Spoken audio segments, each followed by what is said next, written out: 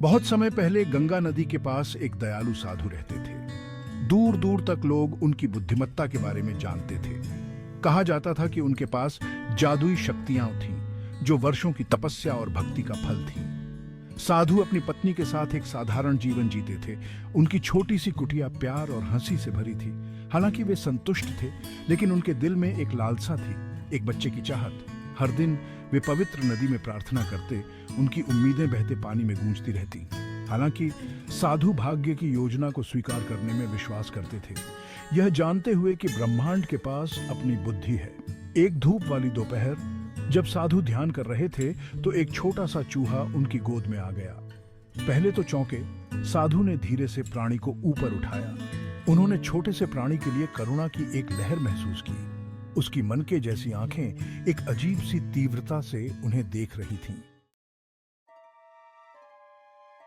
चूहे को देखते हुए साधु को मदद करने की तीव्र इच्छा हुई। उसने अपनी आंखें बंद कर लीं और एक प्राचीन मंत्र बुदबुदाया।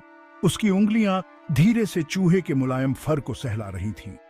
एक गर्म रोशनी ने उन्हें अपनी चपेट में ले लिया और जब साधु ने अपनी आंखें खोली तो वह चकित रह गया। चूहा गायब हो गया था।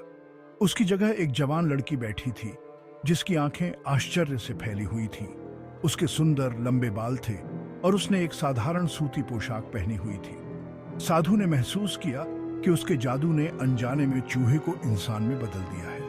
साधु की पत्नी उनकी हैरान कर देने वाली हाँफने की आवाज सुनकर उनके पास दौड़ी आई। क्या हुआ? उसने कहा। फिर छोटी लड़की को देखा। उसका हृदय करुणा से पिघल गया। ये बच्ची कौन है मेरे प्यारे? उसने पूछा।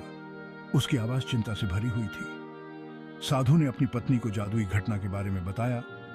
उसकी आवाज विस्मय से भर गई। ऐसा लगता है कि भाग्य की कोई योजना है मेरे प्यार, उसने कहा, उस लड़की को देखते हुए जो अब शर्मीली मुस्कुरा रही थी।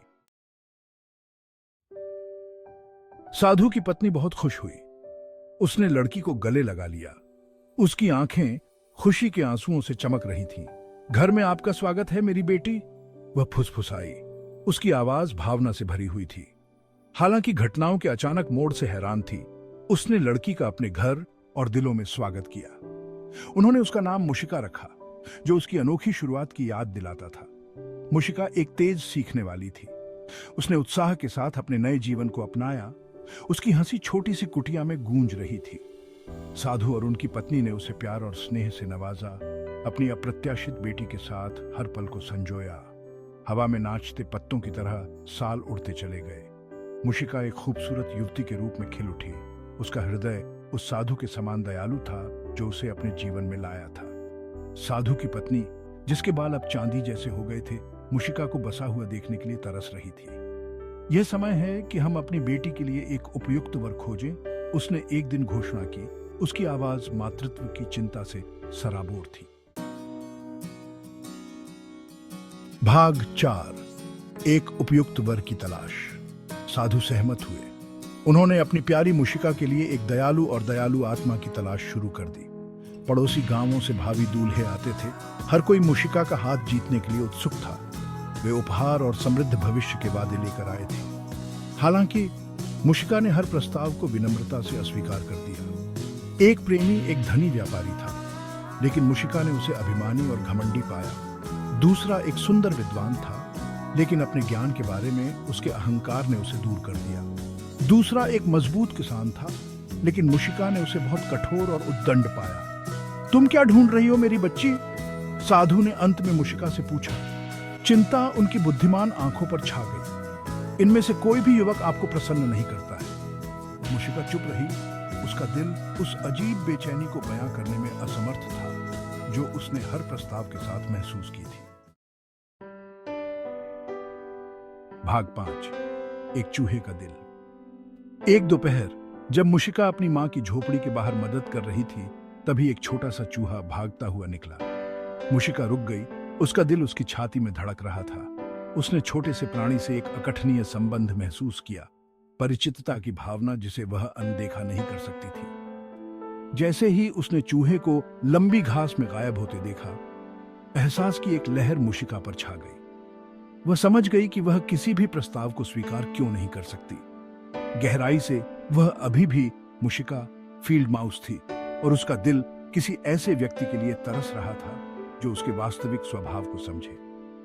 मुशिका की आंखों में आंसू आ गए। वह साधु के पास दौड़ी। उसका दिल उस सच्चाई से भारी था जिसे वह नकार रही थी। उसने अपनी भावनाओं को कबूल किया। उसकी आवाज भावना से कांप रही थी। पिताजी, वह रोई। मुझे अब एहसास हुआ कि मैं वास्तव में कभी इंसान नहीं बन सकती। मेरा दिल फील्ड चूहों की दुनिया से है। भाग 6, वास्तविक प्रकृति में एक सबक। साधु ने धैर्य से सुना। उसकी निगाहें समझ और प्रेम से भरी हुई थीं। उसने मुशिका के सिर पर दिलासा देते हुए हाथ रखा। उसका हृदय सहानुभूति से भर गया। उसने महसूस किया कि उसका जादू, हालांकि नेक इरादे से, मुशिका के भीतर एक संघर्ष पैदा कर चुका था। मेरे प्यारे बच्चे, उसने धीरे से कहा, तुम्हारी खुशी सबसे ज्यादा मायने रखती है। उसने अपनी आंखें बंद कर लीं और एक बार फिर प्राचीन मंत्र बुदबुदाया। इस बार परिवर्तन को उलट दिया। मुशिका उसी गर्म रोशनी में डूबी हुई थी और जब वह फीकी पड़ गई तो वह एक बार फिर एक छोटा सा चूहा बन गई। एक आभारी चीख के साथ मुशिका जंगल के किनारे पर भाग गई। वहां उसने एक सुंदर फील्ड माउस को उसका इंतजार करते हुए पाया। उन्होंने एक दूसरे की आंखों में देखा, एक दयालु आत्मा को पहचानते हुए। मुशिका को अपना असली घर मिल गया था। उसका दिल संतुष्ट था। साधु और उसकी पत्नी देखते रहे। उनके दिलों में एक अजीब सी खुशी भर गई। उन्होंने उस दिन एक मूल्यवान सबक सीखा। सच्चा सुख किसी के वास्तविक स्वभाव को अपनाने में निहित है, चाहे वह कितना भी विनम्र या अप्रत्याशित क्यों न हो।